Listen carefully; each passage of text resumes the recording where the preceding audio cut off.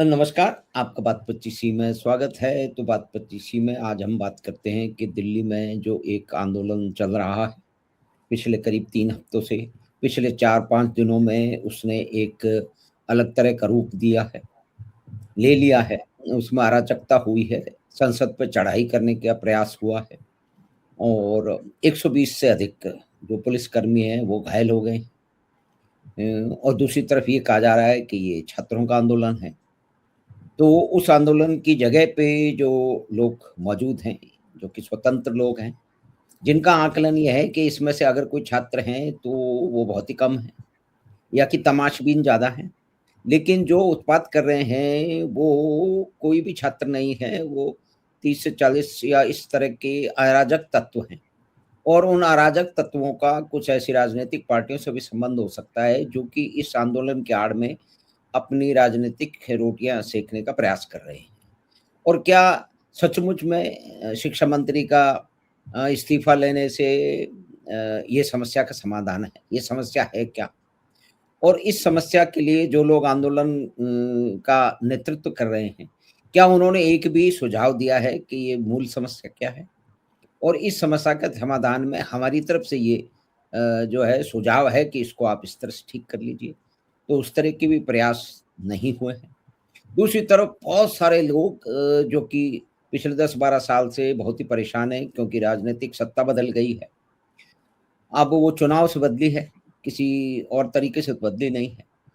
तो वो उसका विरोध कर रहे हैं, तो विरोध करना उनका अधिकार है एक प्रजातांत्रिक व्यवस्था में। तो इन सब मिली-जुली बातों को, जिसमें बहुत सारे इंटरलिंकेजेज हैं, पूरे इतिहास की भी बात है। तो इस आंदोलन को, इसकी पृष्ठभूमि को और इसकी दिशा और दशा को समझने के लिए हमारे साथ हैं जाने-माने कमेंटेटर और जवाहरलाल नेहरू विश्वविद्यालय के छात्र रहे और छात्र नेता रहे और वहाँ के कई आंदोलन में शीर्ष भूमिका निभाने वाले डॉक्टर नीरज रावत। तो नीरज जी, आपका स्वागत है बात 25 में। बहुत बहुत धन्यवाद माधव जी, फिर दोबारा से बात 25 के कार्यक्रम में मुझे आमंत्रित करने के लिए और श्रोताओं से इस विषय में बातचीत करने के लिए बहुत बहुत धन्यवाद, आभार। तो नीरज जी, आपने तो कई सारे आंदोलन होते हुए देखे हैं, बहुत सारे नेतृत्व मतलब आंदोलनों में आपने मुख्य जो है वो भूमिका भी निभाई है। तो इस एक आंदोलन को क्या आंदोलन कहा जा सकता है?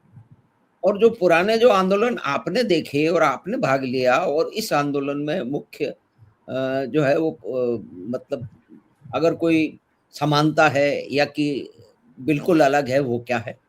दूसरी एक बार-बार ये समझ में आता है कि जो लोग संसद में बैठे हैं, सांसद हैं, तो वो सांसद अपनी ज़िम्मेदारी का निर्वाह तो कर नहीं रहे हैं।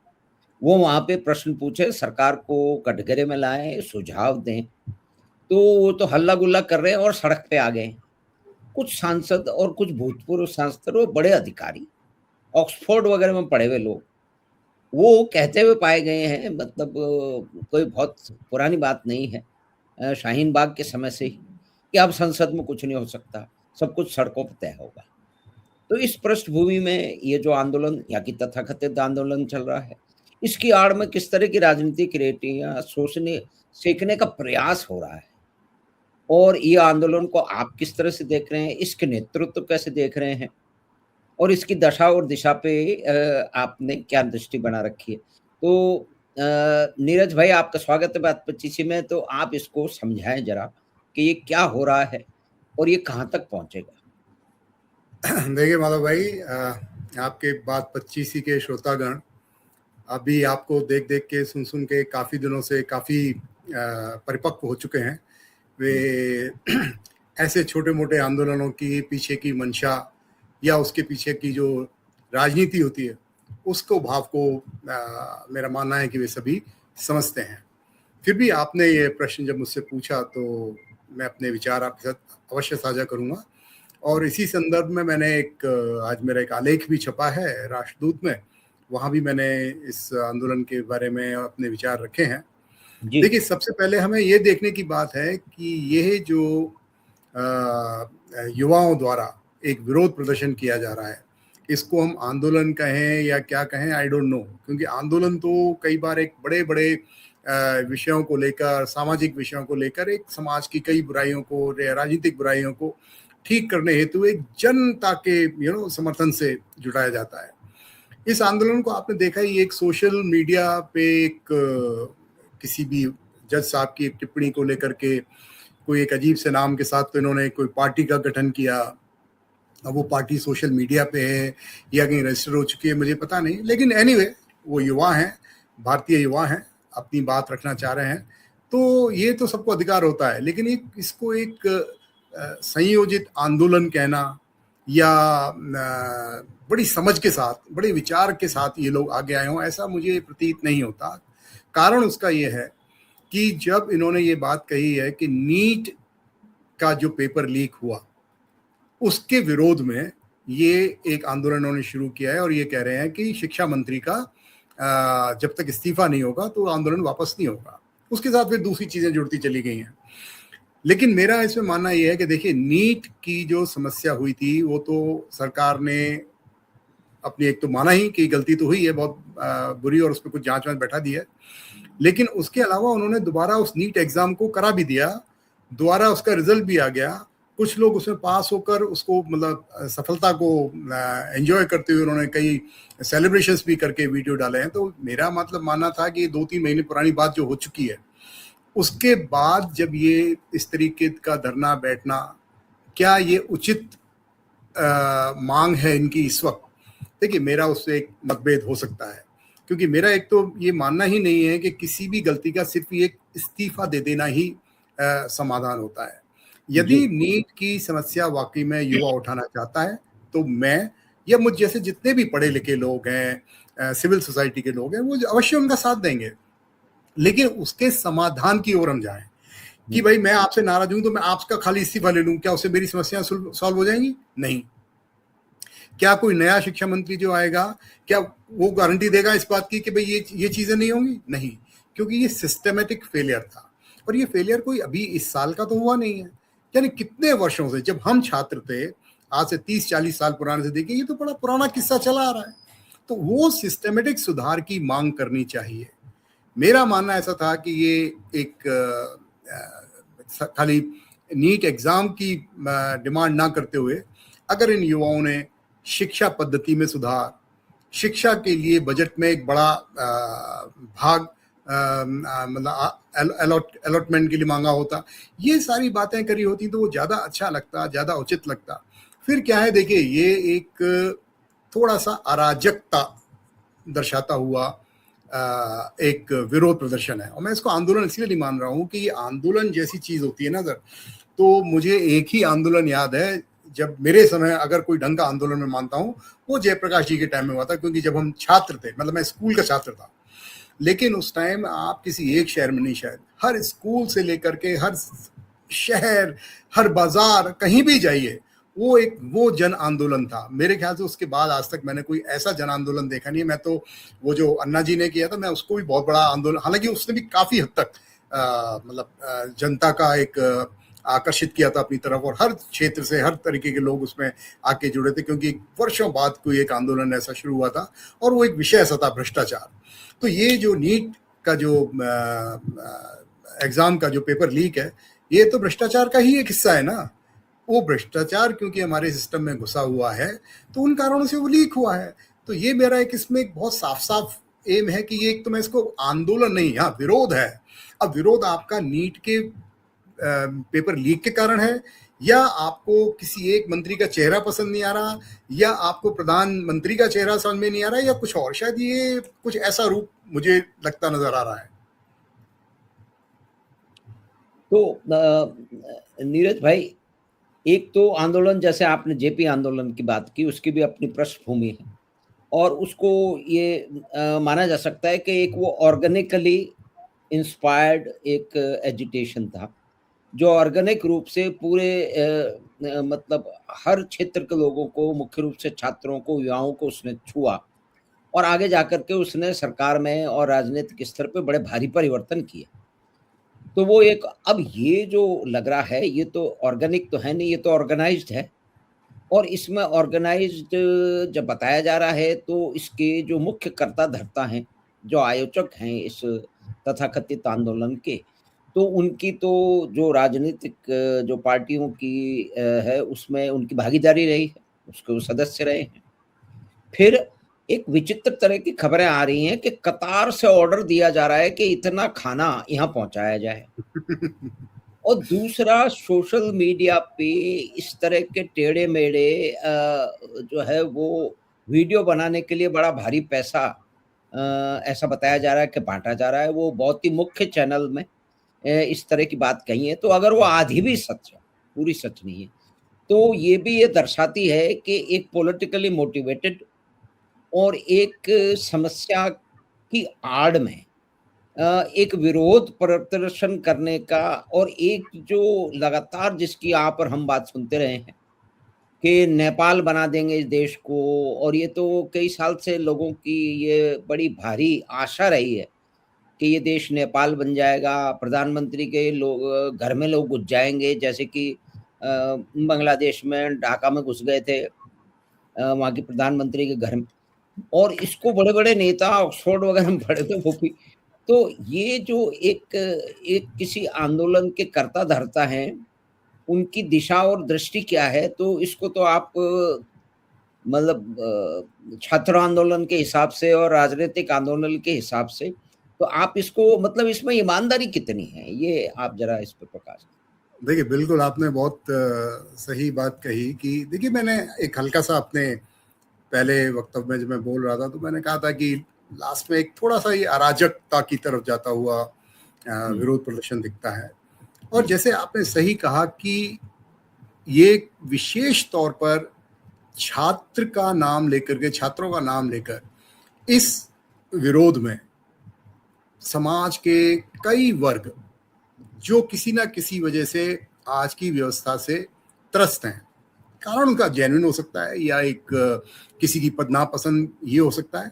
तो ये जो विरोध प्रदर्शन है, ये आज इसका जो प्राइमा फेसी ऊपर से जो देखते हैं, क्योंकि मैं वहाँ जाके तो अंदर गया नहीं हूँ, लेकिन जो कुछ भी उनकी बातें पढ़ के, उनके लेक्चर सुन के, उनके भाषण सुन के ये सब जो नज़र आता है, वो यही है कि ये तो कोई एक विषय को लेकर या शिक्षा के विषय को लेकर के तो बहुत कम, वो तो अब इन्होंने एक मांग रख दी है शिक्षा मंत्री की, लेकिन वहाँ जो बातें हो रही हैं, जो नारे लग रहे हैं, जिस तरीके के लोग उनके मंच पे जाने की होड़ सी लग गई थी एक टाइम में, तो वो कुछ जाने माने चेहरे होते हैं। मैंने वो अपने आलेख में मेंशन किया है कि ये लोग मतलब एक तो लोग इनको देख देख के और उनकी वो बातें सुनकर त्रस्त हो चुके हैं।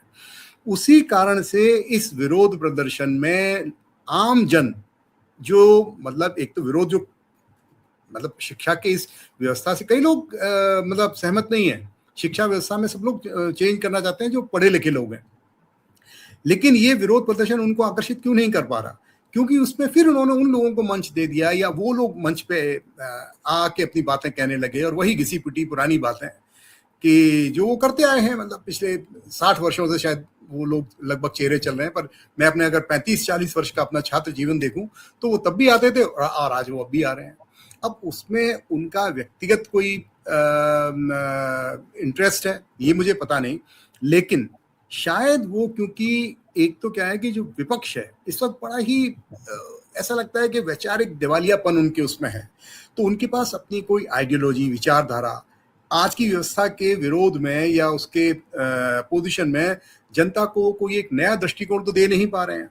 तो ऐसी छुटपुट जब उनको कोई घटनाएं कहीं होती नजर आती हैं, ऐसे ही जैसे आपने ये लगभग वही रूप लेता नजर आता दिख रहा है जैसा सीएए के अगेंस्ट में कुछ किया था, लेकिन क्योंकि उसमें कितना हल्ला मचाया, लेकिन क्योंकि आम जन उसके साथ नहीं जुड़ रहा था, इसलिए वो चीज कोलैप्स हुई। और आज धीरे धीरे वही सीएए इनडायरेक्टली आपके पूरे समाज में इंप्लीमेंट भी होता चला गया, क्योंकि आप बेसिक नागरिकता की बात अगर मतलब उसका विरोध करोगे तो कौन जुड़ेगा। ऐसे ही अगर आपने शिक्षा व्यवस्था में बदलाव की बात करी होती तो पहली बात तो आप ये नारे क्यों दे रहे हो कि हम इसको नेपाल बना देंगे, हम इसको बांग्लादेश बना देंगे।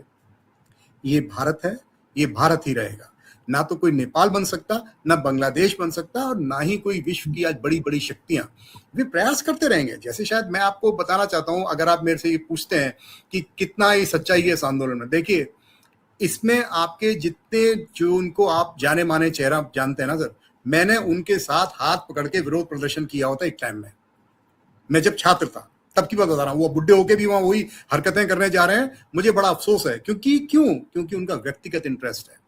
ये कोई इनमें से, मेरा ये निजी मामला है, लेकिन मैं एक अथॉरिटी पूर्वक, क्योंकि मैं उन लोगों को व्यक्तिगत तौर पर भी जानता हूं, वे लोग इस पूरे आंदोलन में सिर्फ एक कारण के साथ जुड़ रहे हैं, क्योंकि असली कार्यवाही जो FCRA में अमेंडमेंट होने जा रहा है, जी जी, ये अपने दिल की बात कह नहीं पा रहे हैं। और इसीलिए किसी भी आंदोलन में जब सत्यता नहीं रहती है ना, तो ये वो सच्चे लोग हैं ही नहीं। तो ये क्या करते हैं, आए स्टेज पे 2-4 बातें कह गए, अपने स्टारडम का अट्रैक्शन देखा, गायब। ना तो ये पिटने में आगे रहते, ना कहीं और धक्का खाने में आगे रहते। ये आम जनता जो बेचारी इनके साथ किसी भी कारणवश इनसे प्रभावित रहती है, क्योंकि एक स्टारडम की भूमिका लेकर अपने घूम रहे होते हैं, या इनको कोई एक वीडियो बना के बकवास कर देनी होती है, फिर वो बाकी जो क्राउड होता है वो एक टिपिकल फॉलोअर टाइप होता है, वो अपनी उदम आर्गुमेंट करना, ये करना। कई और लड़कियों के तो वहाँ ऐसे वीडियो इन्होंने करा दिए हैं जो इतनी गंदी भाषा बोल रही हैं, और मुझे पता नहीं उनके माँ बाप उनको देखेंगे या कुछ पैसे लेने के लिए उन्होंने ऐसे, क्योंकि मेरे को समझ में नहीं आता, आपकी बेटी, आपके पड़ोस की बेटी, आपके रिश्तेदार की बेटी उस तरीके की गंदी भाषा का प्रयोग करके वीडियो बना के और फिर वो हंसती हुई जा रही है। मतलब इसका सीधा मतलब है कि उनको ट्रेन किया जा रहा है, देखो ऐसे ऐसे बोलना है आपको। और इस बात के लिए एवज में वो लड़कियां लड़के जो भी हैं वो चालाक तो ही, कुछ पैसे ले लिए होंगे या कोई फेवर मांग लिया होगा। तो ये इसीलिए मैं कह रहा हूं कि आंदोलन एक बड़ा गंभीर शब्द है, जिसमें बहुत गंभीरता आती है, जो समाज में सुधार के लिए, किसी भी नीति में सुधार के लिए किया जाता है। उनका ध्येय क्लियर होता है, वे बात करने से हिचकिचाते नहीं हैं, वे इस तरीके के अपने मंचों पर लोगों को स्थान नहीं देते कि जो इस देश के बारे में ये कहे कि हम इसको नेपाल बना देंगे और बांग्लादेश बना देंगे। यदि मैं इस आंदोलन का कहीं भी मंच पर बैठा आसीन होता, तो या तो मैं वहां से उस वक्त अलग अलग हो गया होता, या ऐसे लोगों को कहता कि ऐसे लोग बिल्कुल ना आए, चाहे वे कितने भी जाने माने चेहरे हों, कितने भी जाने माने चेहरे हों। कभी कोई एक व्यक्ति ऐसा आ चुका है, उसका फादर आ चुका है, जो कहता था कि भारत से हम चिकन नेक काट के आधे भारत को उधर के को अलग ही कर देंगे। आप किस तरीके की बातें करने का वहां अलाउ कर रहे हो? आप शिक्षा की बातें कर रहे हो, शिक्षा की बातें तो वहां हो ही नहीं रही है। वहां सारी बातें तो देश को मतलब किस तरीके से अराजक व्यवस्था में लाया जाए, और ये सब इसलिए हो रहा है। मैं आपको एक फ्रस्ट्रेशन और बता देता हूँ मेरे कुछ पुराने मित्रों का, क्योंकि हम उनके साथ थे तो हम उनकी बातें जानते हैं। एक इन सबको बड़ी तकलीफ हो रही है कि जो शिक्षा व्यवस्था के सुधार से पहले आपको कहाँ सुधार करना होता है? सबसे पहले सुधार करना होता है आपको अपने सिलेबस में। तो देखिए, इस सरकार के और शायद शिक्षा मंत्री का इसमें, इन वाले शिक्षा मंत्री का योगदान है, या एक बहुत बड़ा ब्यूरोक्रेसीज में लगी हुई है काम करने पे। पूरा सिलेबस जो है ना आपका, इंडियन नॉलेज सिस्टम पर आधारित करने का प्रयास किया जा रहा है जी। अब वही प्रयास है, कितना सफल होगा कितने नहीं होगा मुझे भी नहीं मालूम, लेकिन ये एक अच्छा प्रयास है, उसको पहले हम करने दिया जाए। तो हमारे कुछ लोग जो पुराने एकेडमिशियंस रह चुके हैं, वे इस बात से बड़े ही विचलित हो रहे हैं, इससे पहले कि वहां से कुछ आउटकम आए, क्योंकि उनको शायद ये लगने लगा है कि उनकी पुरानी कलई, उनकी पुरानी लिखी हुई किताबें, उनके पुराने दिए हुए जो भी सोसाइटी के लिए जो भी मार्गदर्शन था, वो सब अब शायद कोलैप्स होने वाला है। वैसे तो काफी हद तक इसमें सोशल मीडिया ने उनका बहुत सारी भ्रांतियां उनकी तोड़ दी हैं, लेकिन फिर भी ऑफिशियल तौर पर आपके सिलेबस में जब कोई चीज तैयार होती है और उससे जब पीढ़ी बन के निकलती है, तो आज आप जो पीढ़ी देख रहे हो वो करप्ट सिलेबस के थ्रू अगर निकली हुई है तो उसी तरह बिहेव कर रही है। तो वो जो सुधार है वो शिक्षा व्यवस्था का ही सुधार है, और उसमें समय लगता है। और ये मेरा इस पूरे विरोध प्रदर्शन, मैं इसको आंदोलन शब्द देना ही नहीं चाहता हूँ, क्योंकि आंदोलन तो एक बड़ा गंभीर, बहुत कमिटेड लोग इस चीज को लेकर चलते हैं जो वाकई में सुधार के लिए काम करते हैं, और वो फिर इस तरह की बातें ही नहीं करते हैं कि मैं इस देश को देश नहीं रहने दूंगा या मैं बांग्लादेश बना दूंगा। तो ये सब चीजें बहुत ही मतलब दुख की बात है। मतलब, और सबसे बड़ी दुख की बात माधव जी, मैं इसमें इसी वक्त जोड़ दूं या अगले जोड़ में, कि विपक्ष का दिवालियापन देखिए, इससे ज्यादा क्या दिखता है कि पिछले करीब 2-3 हफ्ते तक तो वो शांत बैठे रहे, क्योंकि जब तक भीड़ कम थी। फिर किसी एक दिन जब वो वांगचुक को उठा ले गए, कुछ कर ले गए, तो उस दिन एक भीड़ आ गई 20 तारीख को, जिसका जो भी कारण रहा होगा। तो आपने देखा होड़ सी लगी, एक तो वो सेलिब्रिटीज टाइप वो आए, वो अलग है। अब आपकी जो स्थापित राजनीतिक दल हैं, जो संसद में जिनको स्थान दिया गया है, संसद में उनके पास एक अच्छा प्लेटफॉर्म मौजूद है, वो संसद में अपनी बात ना कह करके सड़क पर नाटक कर रहे हैं। भाई ये किस लिए? why you need? अरे you are a representative, आप जनप्रतिनिधि हो, आपको वो मंच दिया गया है। जब आप वहां बोलते हो तो उसको पूरी दुनिया या पूरे विश्व में देखा जाता है, सुना जाता है शांति के साथ। आप यहाँ क्या दर्शा रहे हो? बेसिकली इसका मतलब क्या है कि आपके पास कोई भी ऑल्टरनेट कुछ भी आपके पास दृष्टिकोण है ही नहीं। आपको सिर्फ विरोध के लिए विरोध करना है और किसी भी तरीके से समाज में एक तरह से शांति न बनी रहे, थोड़ी सी उपद्रव की स्थिति बनी रहे, थोड़ी सी मतलब जो अराजकता है वो फैलती रहे, तो आप उसका ब्लेम फिर एडमिनिस्ट्रेशन पे इस पे करते रहो।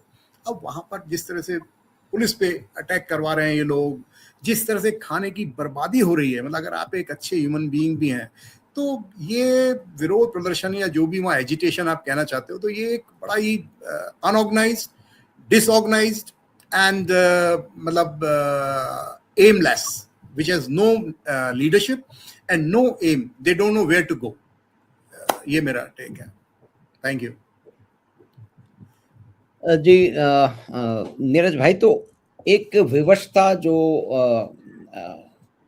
विरोधी पक्ष के नेताओं की है कि उनको मंच मिला हुआ है संसद का, उसमें संसद में वो एक बातचीत में या कि बहस करके जो भी किसी भी सरकार की कोई भी कमजोरी है, और सरकार की कमजोरियां हमेशा रहती हैं, ऐसी कोई बात नहीं है।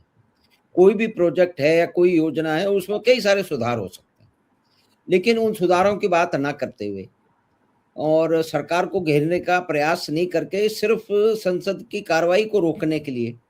और आपने ये बिल्कुल ठीक कहा, और बहुत सारे लोगों का भी असेसमेंट है कि ये सिर्फ ढाल बना रखा है, एक मुखौटा लगा रखा है छात्रों का और नीट व्यवस्था का।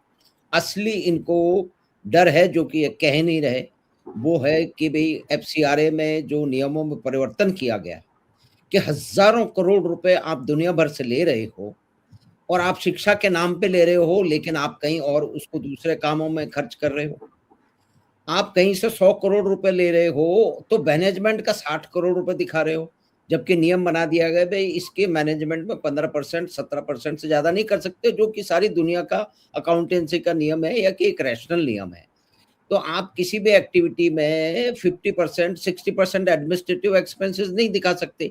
ये लोग एक लंबे समय से करते रहे। अब क्या है कि लाखों जो एनजीओ थे, उन लाखों में से अब घट के कुछ हजार रह गए हैं, लेकिन फिर भी उनके पास जो धन आ रहा है विदेशों से, जो अथाह धन का एक कहती है कि बोरियां खुली हुई हैं, और वो एक लंबे समय से चल रहा है, और उसने कई तरह के कृत्यों में जिसमें धर्मांतरण मुख्य रूप से सामने है, और वो धर्मांतरण करके एक लॉन्ग टर्म ऑब्जेक्टिव जो भी कुछ है, तो उसके रुकने की असली टीस, तो असली धक्का या असली उनको जो नुकसान वो वहां होने वाला है, और उसी का विरोध में ये छद्म जो है ना एक आंदोलन की जो है वो परिस्थिति है। अब इससे जुड़ी हुई बात सरकार की, उसमें एक सरकारी तंत्र की तरफ से दो प्रश्न उठते हैं, तो उसमें आप क्या सोच रहे हैं, समझ रहे हैं कि पहली बात तो ये, क्या इस तरह के आंदोलन को, भाई ये तो हम कह ही नहीं सकते कि किसी आंदोलन या किसी उसके लिए मंच नहीं दिया जा सकता, डेमोक्रेटिक व्यवस्था में आपको देना पड़ेगा, दे दीजिए। लेकिन ये जो एक ब्लैंक चेक मिल जाता है कि आप आंदोलन के नाम पे हजारों की भीड़ भी आ जाए, उत्पात मचाएं, पब्लिक और प्राइवेट प्रॉपर्टी का नुकसान हो, उसकी भी तो एक कॉस्ट आयोजकों पे होनी चाहिए कि भाई अगर 100 करोड़ का नुकसान होगा, 10 करोड़ का नुकसान होगा, आपको देना पड़ेगा। तो ये एक बहुत बड़ा फ्लॉ है। और दूसरी बात ये कि क्या अमेरिकन मतलब एम्बेसी को, सीआईए को पता था, 17 तारीख के एडवाइजरी में उन्होंने अपने नागरिकों को बताया है कि दिल्ली में कहां कहां आपको नहीं जाना है। तो सरकारी तंत्र में बहुत सारी कमियां आप और हम देखते रहे हैं, झेलते भी रहे हैं, और कई बार अपने अपने स्तर पर लड़ते भी रहे हैं उनसे। तो ये तो नहीं माना जा सकता कि पूरा का पूरा तंत्र ही बिल्कुल निकम्मा है, लेकिन ये एक इंटेलिजेंस फेलियर यहाँ हुआ है। इस दृष्टि में अगर कुछ प्रोएक्टिव एक्शन होता, और दूसरी बात है कि क्या सरकारी तंत्र को इस समस्या को बढ़ने से पहले कुछ संभाल लेना चाहिए था, इसके बारे में आपका क्या विचार?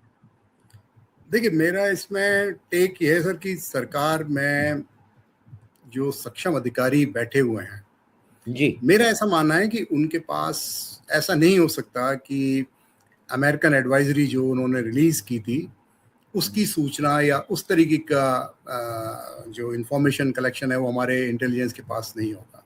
वो अवश्य था, और मान लीजिए अगर वो उससे ज्यादा कुछ तैयारी करके रखते भी तो क्या रखते, क्या आप इन लोगों को आने देने से रोकते? तो ये डिफरेंट जगह लड़ते।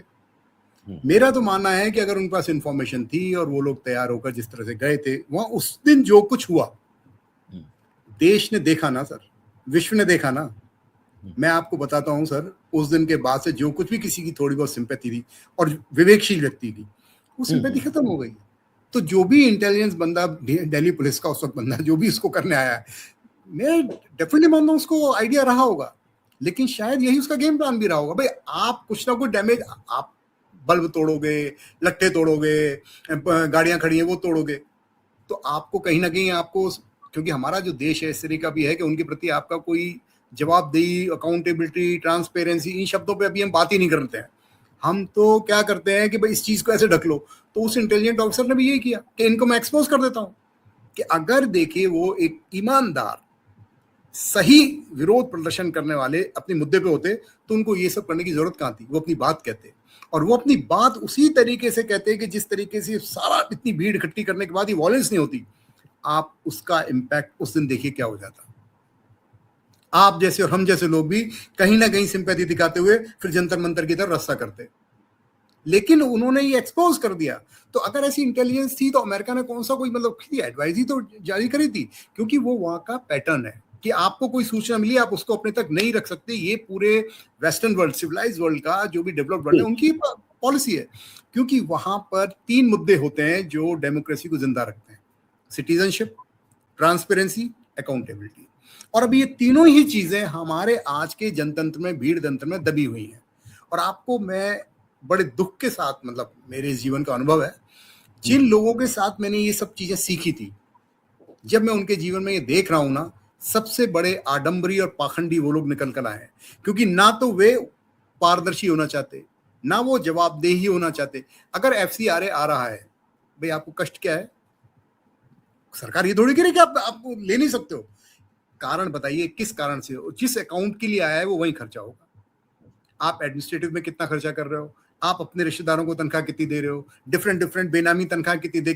तो ये जो लोग FCRA की वजह से परेशान हो रहे हैं, भाई हम भी तो कोई एक संस्था चलाते होंगे, हम छोटी मोटी डोनेशन लेते हैं कहीं से, उससे हम भी चलाते हैं, लेकिन हम इतने छोटे लेते हैं कि हम नेग्लिजिबल हैं। लेकिन आप पारदर्शी हो तो आप, हमें कोई तकलीफ नहीं है। मुझ जैसे और भी कई संस्था चलाने वाले लोग हैं, उन्हें कोई तकलीफ नहीं है। FCRA लाइए और स्ट्रिक्ट लाइए, भाई जितना ज्यादा आप पारदर्शी हो रहे हैं वो अच्छी बात है। इसी तरीके से एजुकेशन सिस्टम पर जो बात करने वाले लोग हैं, जब वो रेस्टलेस होकर इस विरोध को, क्योंकि वो चालाक लोग हैं, उन्होंने जो सब कुछ गलत पहले पढ़ाया हुआ है, आज जब उनको लगता है कि इसकी सारी कलई खुल रही है, अभी तक तो सोशल मीडिया पे अनऑफिशियली खुली है, जब आप उसको सिलेबस में लाकर रिसर्च से प्रूव करके इशू करते हो, तो उन लोगों को तो लगता है कि हमारा तो भाई यहाँ एग्जिस्टेंस ही हमारी खत्म हो रही है। तो दैट इज द रीजन कि ये जो सारा विरोध प्रदर्शन है ना, उन लोगों के जब सामने आने से पाखंड और दिखता है, साफ साफ दिखने लगता है। और सबसे बड़ी व्यथा जो मुझे लगती है, देखिए वो तो अपना काम कर रहे हैं निजी स्वार्थ की वजह से, क्योंकि FCRA की वजह से जो उनका रुकने वाला है, उनका एक मोटा पैसा आता है। तो उन सबकी अब लाइफस्टाइल देखिएगा, वो सड़क पे कैसे घूमते हैं वो छोड़िएगा, कभी आप उनको चुपचाप उनके घर देखिए, शाम को कौन सी दारू पीते हैं, शाम को किस तरह के लोगों के साथ घूमते हैं। ये जो बच्चे जो उनके लिए सड़क पे नारे लगा रहे हैं, उनको कोई आइडिया ही नहीं है सर।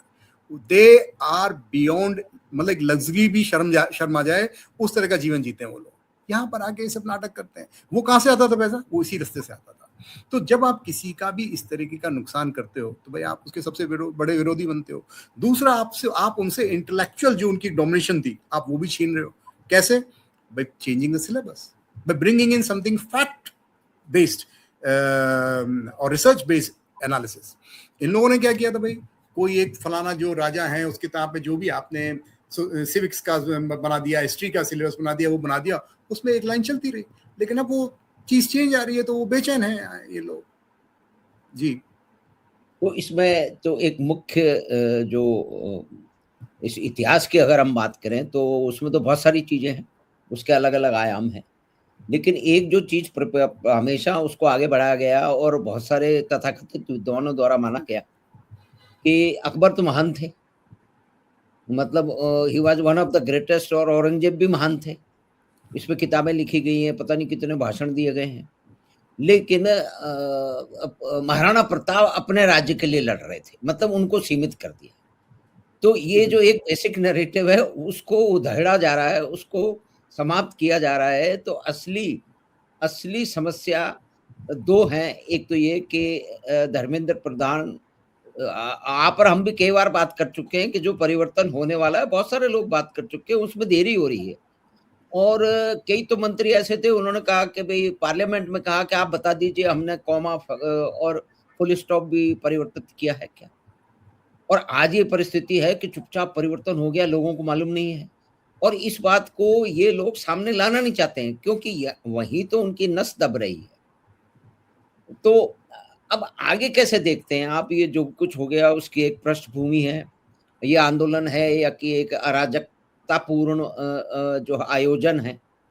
तो आगे इसको कैसे देख रहे हैं कि इसके जो काउंटर इफेक्ट, जैसा आप शायद बता रहे हैं कि जो इन्होंने सोचा था वो लाभ इनको नहीं मिलेंगे, बल्कि एक ब्लोबैक इफेक्ट मिलेगा इनको, इससे नुकसान होने वाला है।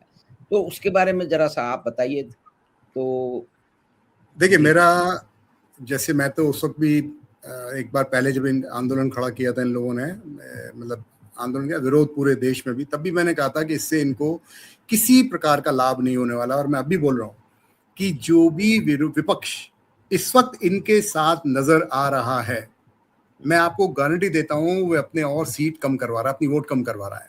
ये मेरा बिल्कुल एक ऑनेस्ट फ्रैंक असेसमेंट है।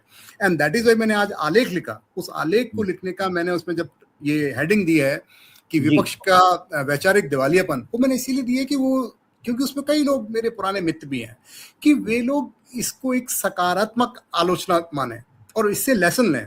मैंने उसको उनके बाद में बोल रहा हूं कि विपक्ष, देखिए, एक तो है कुछ समाज के जिनको एक आंदोलन करना है या एक्टिविस्ट फॉर्म के लोग करते रहते हैं, उनका कोई बहुत बड़ा स्टेक इस तरह से नहीं होता। लेकिन विपक्षी दल, आप रिकॉग्नाइज विपक्ष हो जनता के, जनता ने आपको चुनकर भेजा हुआ है, ऐसे दलों को, ऐसे अव्यवस्थित अराजक विरोध प्रदर्शनों से दूरी बनाए रखनी चाहिए।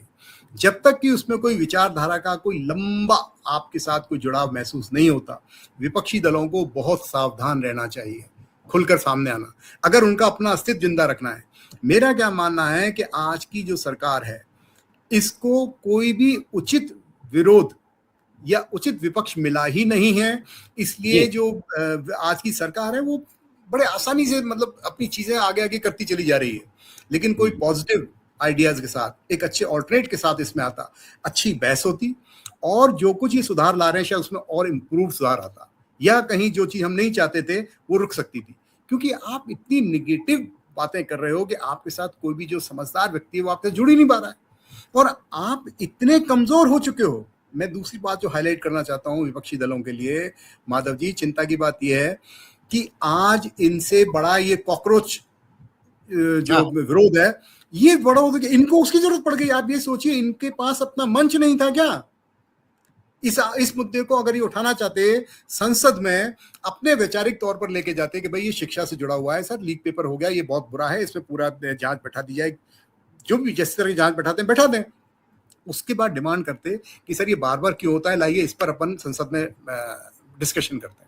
खाली विरोध नहीं, किसका इस्तीफा नहीं, आप डिस्कशन करिए ना भाई। Even if you are in opposition, you are part of the government, part of running this Indian system. आप जनप्रतिनिधि हो, आप कैसे उस चीज से अपने हाथ धो सकते हो भाई? आप भी उतने ही जिम्मेदार हो जितना प्रधान है। अगर आप सांसद में, हमने आपको चुनकर भेज दिया है, चाहे विपक्ष में बैठे हो या कहीं बैठे हो, आप हमको रिप्रेजेंट कर रहे हो, आपका काम है उन चीजों पर डिस्कशन करना, उनका एक सुझाव निकालना कि भाई ये उनके उपाय हैं, वो देना। आपको हमने इसलिए नहीं भेजा कि मजा के सिर्फ आप उंगली उठाकर किसी पे दोष लगाते रहो, उसका समाधान दीजिए। आप क्या समाधान दे रहे हो? तो इनके पास बहुत छता है, 2 लाइन 4 लाइन का एक वक्तव्य निकालते कि भाई ये नीट में जो कुछ हुआ है ये बहुत गलत हुआ है, लेकिन सरकार ने क्योंकि दोबारा सक्सेसफुली करा दिया, matter is close, chapter is close, लेकिन अब ये दोबारा ना हो, आइए इस पर बात करते हैं। आपने देश के कितने लोगों को वहां बुलाकर आपने पुलिस को पिटवाया। मतलब मैं ये कहता हूँ, देखिए, माना कि कई जो छात्र छात्रा उनकी पिटाई होगी, सर अगर आप किसी भी सभ्य समाज के डेमोक्रेटिक सिस्टम से अगर आप आते हैं, ये थोड़ा बहुत 8-10-15 साल रह के आए ये लोग, तो ये भी सीख जाएंगे सर, इससे ज्यादा ठुकाई होती है वहां। और आपको अगर जनतंत्र को वाकई में जिंदा रखना है तो एक टाइम आ चुका है, ट्रांसपेरेंसी, अकाउंटेबिलिटी एंड सिटीजनशिप, इस पे काम करना पड़ेगा, सरकार को करना पड़ेगा, हमारे नागरिकों को करना पड़ेगा, ये जो विपक्षी दल है इनको करना पड़ेगा। अगर आप ट्रांसपेरेंट होते हो तो क्यों ना ये देखा जाए भाई जिसने जो चीज नुकसान किया है उसका हर्जाना वही देगा, और क्यों ना दे भाई, उसका हर्जाना मैं क्यों दूं। अभी वहां से अगर उस वक्त मेरे कोई बुजुर्ग माता पिता या कोई भी रिश्तेदार वहां से निकल रहे होते और उन पे कोई चोट आ गई होती तो मैं किसको सू करता भाई, और किसी ना किसी को तो आई होगी। आप ये सोचिए ना कि आपने पुलिस में जो भी, वो भी तो हमारी बहन बेटियां ही है ना, आरएएफ में जो जिन लेडीज को ये लोग किस तरह कर रहे थे, पीट रहे थे, डंडा मार रहे थे, गालियां, और कुछ लड़कियों का वीडियो आया है वो मेल पुलिस को इंस्टिगेट कर रही हैं। मतलब आई एम अशेम्ड कि भाई ये लड़कियां हमारे समाज की हैं। तो आपने ये जो आंदोलन जो इसको कहना चाह रहे हैं, ये लोग ये विरोध प्रदर्शन कर रहे हैं ना, साफ साफ दिख चुका है ये लोग अराजक तत्व हैं, कोई एम नहीं है। अच्छा, इंडियन आर्मी को गाली क्यों दे रहे हो भाई?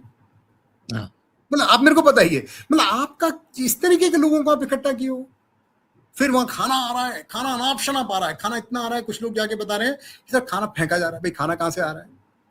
अब चाहे तो सरकार सरकार बंद कर सकती है, देखिए सरकार, हाँ एक तो वो है, लेकिन कुछ चीजें जैसे मैं आपको बता रहा हूँ, जैसे आपने कहा कि क्या ये इंटेलिजेंस फेलियर था, मैं इसको बहुत बड़ा इंटेलिजेंस फेलियर नहीं मानता हूँ, क्योंकि आपको मालूम ही था ऐसे लोग क्या कर सकते हैं। मैं भी अगर ऑफिसर होता और मैं इसके लॉन्ग टर्म में, तो मेरा भी स्टैंड लेट देम कम, मैं एक प्रोटेक्शन अपना लिमिटेड रखूंगा, और जब ये अपना असली चरित्र दिखा देंगे आम जनता देख ही लेगी, सारा मीडिया देख ही लेगा। तो आज आप देख लीजिए पूरे मीडिया में क्या बात हो रही है भाई, कौन कितने लोग हैं जो उसको अप्रिशिएट कर रहे हैं। सबकी सिंपैथी इस वक्त पुलिस के साथ आ गई है, जितने भी संवेदनशील लोग हैं, कि भाई पुलिस डंडा खा रही है, पिट रही है।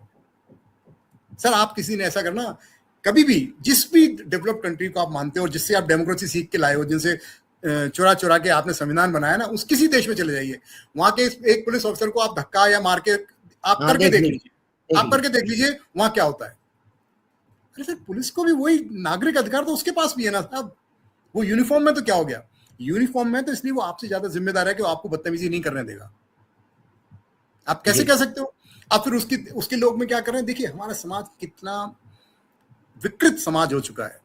फिर एक वो वीडियो आ रही है जी, कोई सुप्रीम कोर्ट के कुछ लॉयर है, उसका एक अपना ग्रुप है, और उस लेडी जो उसको लीड कर रही है, वो दुनिया जानती है उसको, उसका नाम है इंदिरा जयसिंह। क्या बकवास कर रही है, हम ये करेंगे, हम उनको, अच्छा तो उसको तो बचाएगी, और जिस दिन कभी तुम्हारी ठुकाई करी तब तुम पुलिस के पीछे पड़ोगे कि हमको बचाने आओ। इस तरीके का समाज में विभाजन करने वाले लोग, सर ये मतलब इन एलिमेंट्स को तो देखिए there are lot of ways, but मैं तो एक सिटीजन हूं तो मैं कुछ भी कह सकता हूं, लेकिन शायद वो जिम्मेदार लोग हैं जो अफसर हैं या सरकार के पद पे बैठे, वो ये काम कह नहीं सकते। लेकिन शायद अब समय आ गया है कि सर आपको ऐसे अराजक तत्व जो है ना वो पिन पॉइंट होने चाहिए, और ये जो जितने भी बच्चों से इन्होंने करवाया है, देखिए वो बच्चे कैसे दूर होंगे इनसे, आप उन बच्चों का पूरी फोरेंसिक जांच करके डाटा तैयार करिए और उनको फिर उसके बाद बता दीजिए, सारी प्राइवेट कंपनीज को भी करिए और गवर्नमेंट करी दिए, सर आपको कोई भी जिम्मेदारी पद नहीं दिया जाएगा।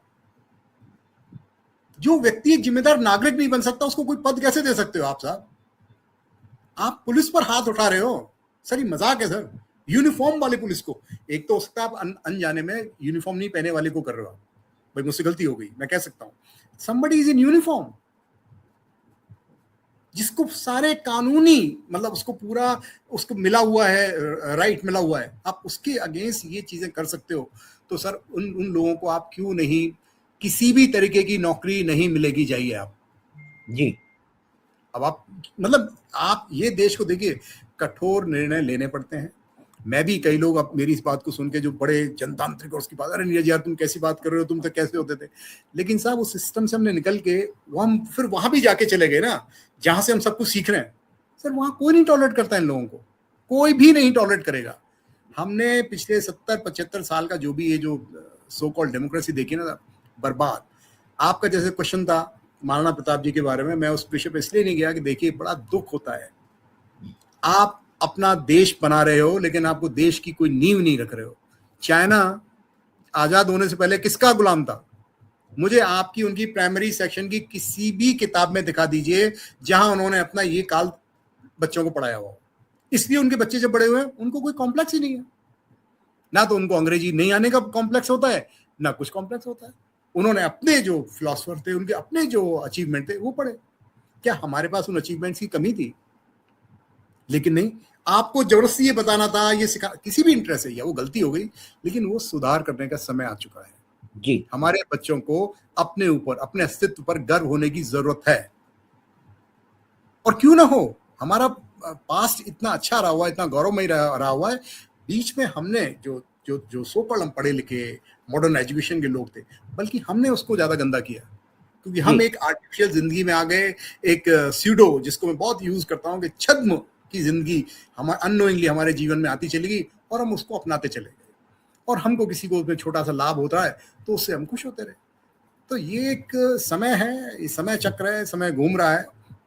और मैं तो इस आंदोलन से, देखिए आज जो है रिजल्ट, मैं तो उससे खुश हूँ। अब वो मान लीजिए किसी वजह से धर्मेंद्र प्रधान को हटाना ही पड़ गया एजुकेशन मिनिस्टर से, तो मैं तो सरकार से कहूंगा, सर देखिए, अगर ऐसा करते हो आप, और ये आप अपना वीडियो ऑडियो जो भी है ये सरकार तक जरूर पहुंचाइएगा, कि वे धर्मेंद्र प्रधान जैसे व्यक्ति को अगर इन किसी भी कंप्रोमाइज में हटाना पड़ता है तो आप इससे ज्यादा पावरफुल मिनिस्टर बना दीजिएगा उनको, क्योंकि ही इज एफिशिएंट गाय। उसका जब रिसर्च मैंने कल से क्या, जब मैं भी देख रहा था पढ़ रहा ना, तो मैंने कुछ इंटरनेट पे जाके कुछ डाटा निकाला जो ऑफिशियल वेबसाइट्स हैं वहां से। जी, during this time in his period I think lot of good things has happened. और ये जो ना पेपर लीक होना वगैरह, ये सब चीजें सर, ये क्या है, ये एडमिनिस्ट्रेटिव सिस्टमेटिक फ्लॉज है। आप उस पे काम करिए ना, कि जो आपका ये जो कोचिंग चलता है, कोचिंग माफिया जो है, आप उस पे काम कीजिए। वहां से पैसे क्लैरिकल लेवल पर ये चीजें आउट होती हैं, आप वहां कंट्रोल करिए। तो उस पर मिनिस्टर का इस्तीफा लेके क्या होगा? इस्तीफा तो मत लीजिए, आप ये लीजिए, अगर आपको धर्मेंद्र प्रधान कल्प्रिट कहीं नजर आ जाए पूरी इंक्वायरी में, तो फिर आप उनका पूरा पॉलिटिकल कैरियर खत्म करिए।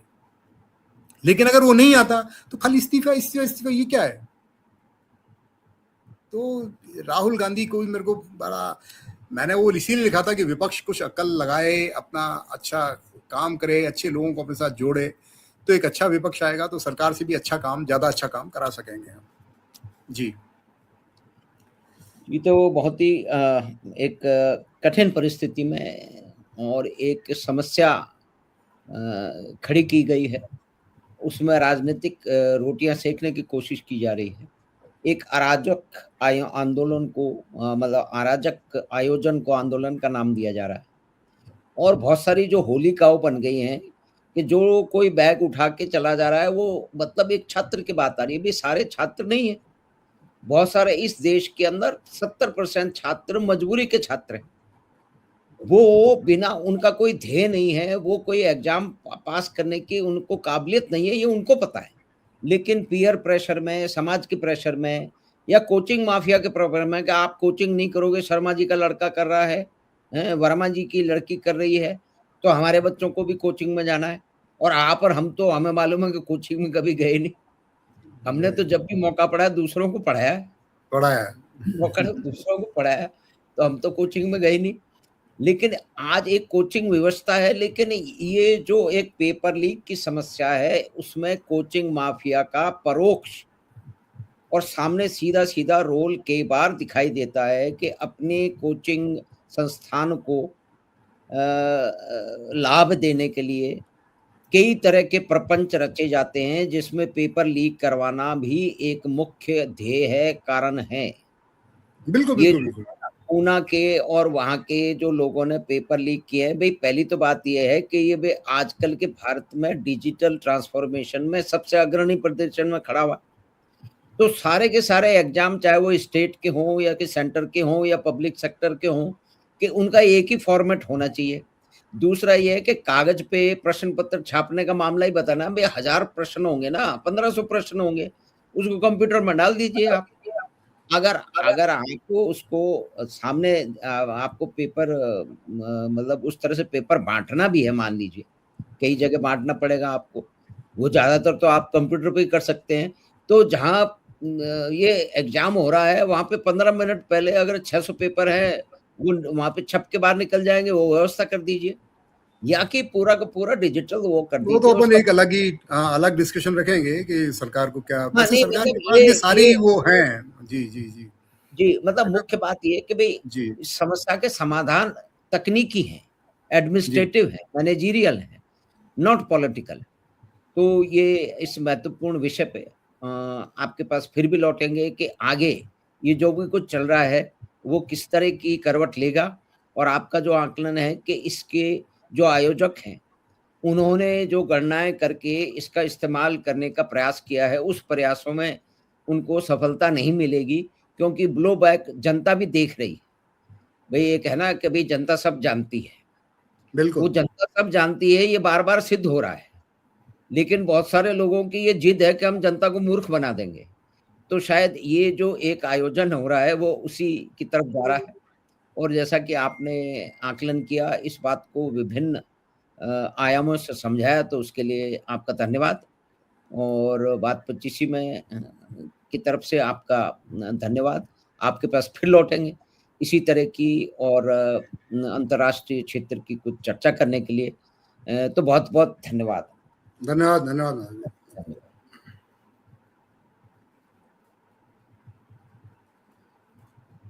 तो दिल्ली में चलता हुआ तिलचट्टों के द्वारा तिलचट्टों के नाम से तिलचट्टों के आवरण ओढ़ करके किया हुआ जो एक आयोजन है, उसको शायद आंदोलन का नाम नहीं दिया जाना चाहिए क्योंकि ये स्वतः स्फूर्त आंदोलन नहीं है, ऑर्गेनिक नहीं है।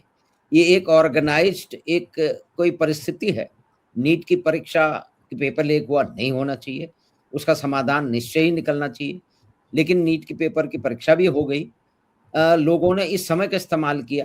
1 महीने उनको एक्स्ट्रा मिला उसका जो उसमें जो पहला अव्वल नंबर जिस लड़के बच्चे का आया है, वो कह रहा है कि भई मैं बाहर प्रदर्शन करने क्यों जाऊँ? मुझे 1 महीना मिल गया तो मैं पहले से अधिक तैयारी करूँगा और वो 720 में से 715 नंबर लेकर के आ गया। तो उस तरह के जो निपुण छात्र हैं, जो कि जिनमें प्रतिभाशाली छात्र हैं और प्रतिभाशाली युवा हैं, इंजीनियर्स हैं जो कि अंतरिक्ष में विमान मतलब अंतरिक्ष की यात्राओं पे के क्षेत्र में काम कर रहे हैं और भी अनेक क्षेत्रों में काम कर रहे हैं। तो इस आवरण के कई आयामों को डॉक्टर नीरज रावत से हमने समझा, तो हमें आशा है कि ये बातचीत आपको पसंद आई होगी। तो आप चैनल बात 25 को सब्सक्राइब करें, लिंक अपने मित्रों और परिवार के साथ साझा करें। हम आपसे फिर मिलेंगे बात 25 की अगली बात में। धन्यवाद, नमस्कार।